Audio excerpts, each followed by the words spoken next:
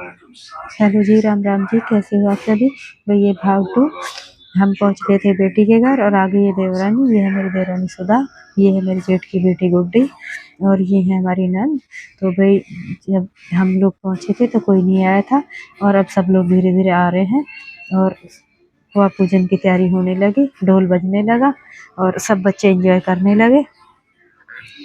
और भई बेटी लग रही है बहुत सुंदर और सभी लोग घूम-घूम के देख रहे हैं कि भई क्या-क्या तैयारियाँ हो गई, क्या रह गया। और अड़ोसी-पड़ोसी भी अब आने लगे हैं।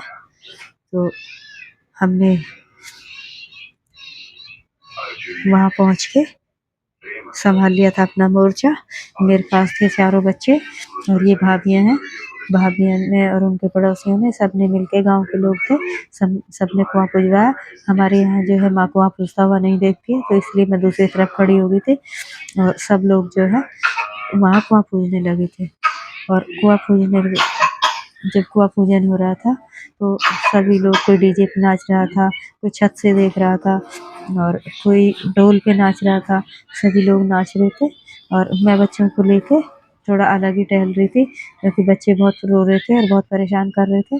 तो मैंने जो है बच्चों को ही संभाले रखा क्योंकि मेरा तो भई देखो, वैसे तो खुशी का माहौल है कि मेरी बेटी का कुआँ पूज रहा है और लेकिन मेरा मन तो वही था, मन बड़ा भावुक था कि आज मेरा बेटा भी होता तो वो कितना खुश होता। फिर वो बहुत खुश होता है इन चीज़ों से। जब ऐसा कोई फंक्शन वगैरह कुछ होता है तो उसकी खुशी का ठिकाना नहीं होता, बहुत खुश होता है। और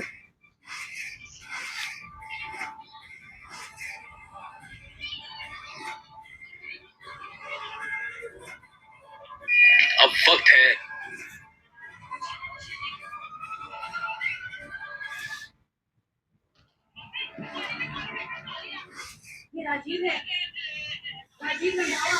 तो भाई मैं बच्चों को लेके बच्चों को खिला रही थी और बच्चों का ध्यान रख रही थी और ये देखो कैसे रो रहा है लड़का।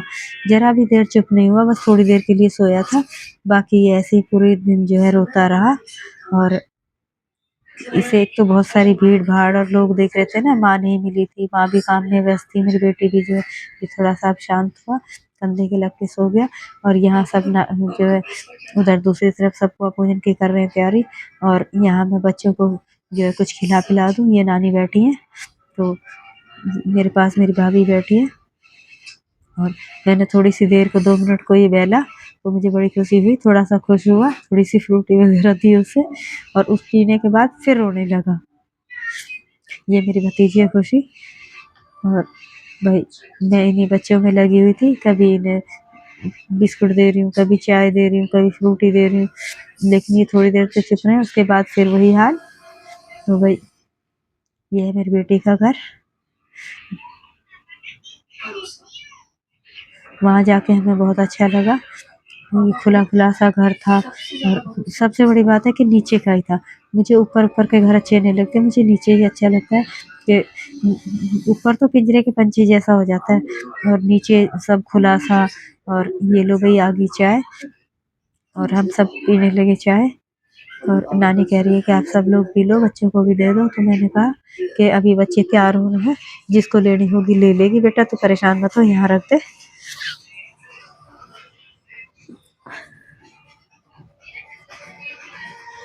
मैंने कहा तुम लोग भी तैयार हो जाओ, फिर लेट हो जाओगे। ये मेरी बेटी का घर है, अकेले करने वाली है, इसकी नानी भी बूढ़ी है, इसकी सास भी बीमार और बूढ़ी रहे हैं और भाई 3-3 बच्चे भी हैं। उस हिसाब से पूरा घर एकदम साफ-सुथरा और फ्रेश था, कहीं भी कोई कमी नहीं थी। ये मेरी भतीजी, ये अपना फ़ोटो शूट कर रही है।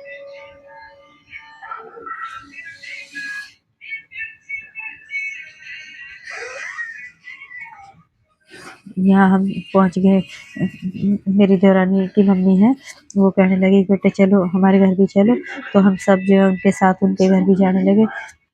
तो वहाँ हमें आधा पौना घंटा लगा। हम सब वहाँ जाके बैठे, बतियाए और सबने खूब गप्पे मारे। वैसे तो टाइम तो बहुत हो गया था, लेट हो रहे थे, लेकिन अब इतनी दूर इंसान जाता है तो सबसे मिलना-जुलना तो होता ही है। तो भई ये है सामान जो मैंने छुचक में दिया था और ये सब लोगों को दिखाया।